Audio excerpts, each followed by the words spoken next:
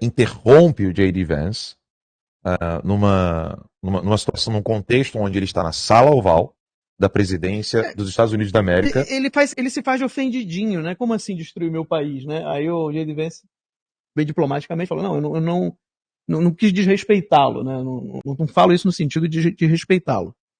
Respectful for you to come to the Oval Office and try to litigate this in front of the American media. Right now, you guys are going around and forcing conscripts to the front lines because you have manpower problems.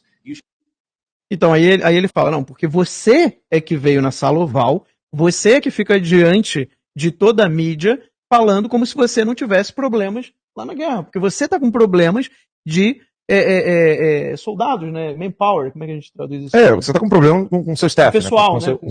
De pessoal, de pessoas para utilizar na guerra. You should be thanking the president for trying to bring it into this conflict. Have you ever been to Ukraine that you say? Aí ele fala, você deveria estar agradecendo ao presidente Trump. E aí o Zelensky usa... Ele tá te dando uma oportunidade. E aí o Zelensky usa um dos argumentos que em silogismo ou técnica de oratória é um argumento que você só pode usar com pessoas absolutamente iletradas. Que é quando você utiliza, você já foi para a Ucrânia? Você sabe o que a gente está passando? Você deveria vir para a Ucrânia antes de falar isso. É isso mais ou menos o que ele está querendo dizer. What problems we have? I have been to. Come once. I've actually watched and seen the stories, and I know what happens is you bring them on a. O J.D. Vance foi muito honesto, foi assim, eu tenho acompanhado as notícias, né, o noticiário, stories, pessoal, é matéria jornalística, tá, em inglês. Então, não é histórias no sentido de história, né, matéria curricular. Então, é com S, né, não é com H. Então, eu tenho acompanhado as notícias do que está acontecendo lá. E aí ele faz Aqui é onde eu vejo uma das maiores fraquezas do Zelensky, né? Ele acaba se portando como uma criança. Né? É a postura, veja, de braço cruzado. Postura né? eu espero isso. Defensiva, né? Eu espero isso do Tomás, o meu filho de 8 anos de idade. Né? Não de um presidente que está no meio de uma guerra, né? A propaganda tour, Mr. President. Do you disagree that you've had problems? Ele fala um pouco da questão de propaganda, né, do Zelensky, e ele fala, você vai dizer pra mim, né, na minha cara... Você discorda, né? Eu acho melhor a gente fazer uma tradução que não seja literal, mas uma tradução que seja bem verdadeira, né? Ele fala assim, você vai falar na minha cara aqui que você não tem problemas nas forças armadas do seu país? Ou seja, para colocar pessoas dentro do seu exército? Por quê? O Zelensky estava prendendo pessoas, levando jovens, idosos, ou seja, forçando as pessoas a ir à guerra de uma maneira que, em muitas situações, é a única maneira, né, de se manter numa guerra. Por isso que, na maioria esmagadora dos países, eu acho que não tem exceção, eu acho que isso em todos os países, os cidadãos são obrigados a ir à guerra. E quem não vai é tido como desertor, né, e ser desertor é crime em todos os países. Você tem a pena de morte. Então você é obrigado. E aí ele está falando ali disso, e a resposta do Zelensky é essa. Do you think that it's respectful to come to the Oval Office of the United States of America and attack the administration that is trying to... Veja a linguagem corporal do Zelensky, né? O J.D. Vance então fala, você acha que não é desrespeitoso vir ao Salão Oval e o que ele falou depois? E atacar essa administração? Isso. Prevent the destruction of your country. Que é a única que pode prevenir a destruição do seu país? Evitar. Eu tenho várias perguntas, eu vou começar com a primeira. First of all, during the war, everybody has problems. Even you. Então, em primeiro lugar, na guerra, todo mundo tem problemas. Mesmo vocês têm problemas. But you have nice ocean and don't feel now.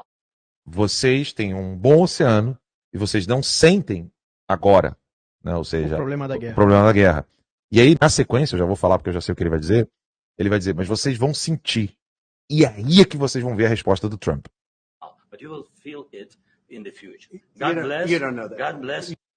O Trump estava quieto o tempo todo e o J.D. Vance que estava fazendo o meio de campo. Isso é estratégico, né? Isso aqui já é uma aula de questões estratégicas. De negociação, porque o Trump não está falando com ele diretamente para não mostrar para ele que eles estão no mesmo patamar. Então você fala com o meu vice na minha frente e se eu achar algo relevante, então eu vou interferir. E que foi exatamente nesse momento em que ele fala, vocês vão sentir. E aí o Trump vira para ele e fala assim, você não pode falar isso, porque nós não vamos sentir. Você não tem como saber isso. E o Trump vai falar agora, eu vou deixar o Trump falar e a gente traduz. God bless, you will not have a war. Don't tell us what we're going to feel. We're trying to solve a problem. Quer traduzir? Não nos diga o que nós vamos sentir. Nós estamos tentando resolver o problema. Tell us what we're going to feel. I'm not telling Não nos diga o que nós vamos you. sentir. Because you're in no position to dictate that. That's Remember exactly this. what I'm not You're in dictating. no position to dictate what we're going to feel. You Ele will fala, né, feel duas very vezes.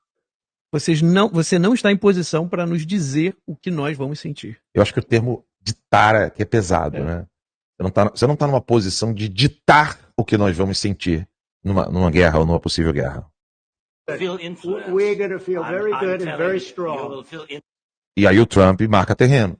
Nós vamos nos sentir bem fortes, né? Muito fortes. influence. You're right now not in a very good position.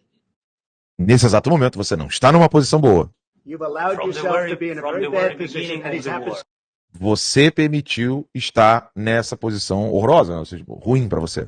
To be right From about the it. very beginning of the war, You're not Mr. in a good Graham, position. I was Aí o Zelensky tenta continuar ali insistindo, né? Olha, desde o início da guerra, e o Trump fala, você não está, isso é para você marcar o terreno, fala assim, você não está na posição de negociação, nessa posição de negociação que você acha que você está. É literalmente fica no teu lugar. Exato. Então, isso é importante porque muita gente pode ouvir, e eu já vi esse tipo de crítica ao Trump, dizendo, ele tá fugindo do argumento, ele tá fugindo do debate. Não, não. Fizeram isso comigo também, né? Pois é. Não. Ele tá colocando o cara no lugar dele.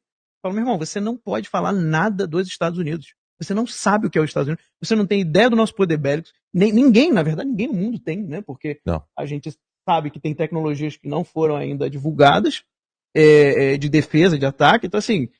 E aí ele não deixa os Zelensky falar, mas não é por má educação, gente. Isso é pensado. O Trump sabe, você aqui vai ser colocado. Agora eu vou te colocar no seu lugar. Fiquei quieto, te ouvi. Agora eu vou te colocar no seu lugar. Você não vai falar besteira.